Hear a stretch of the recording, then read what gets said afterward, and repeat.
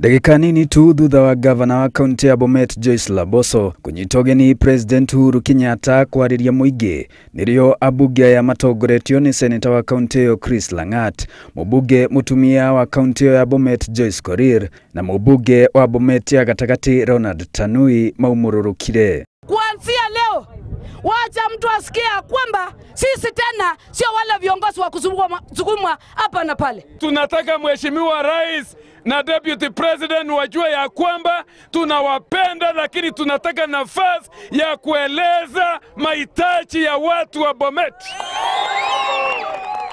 Lakini kama viongozi hatukupatiwa nafasi ya kuongea maneno yetu, ndio tukasema watu ya maana zaidi ni wananchi wenyewe. Ndio tumekuja kuongea hapa na wananchi. Mabura macio mauma ma kuhingura ruhonge rwa guthingicira maria maturigiceirie university-ini ya Bomet. Na imetosha.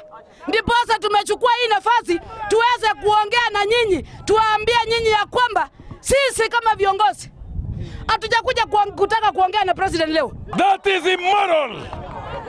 That is bad. That is satanic. That is discrimination. Grifo Inooro TV, Jitago Joseph Washira.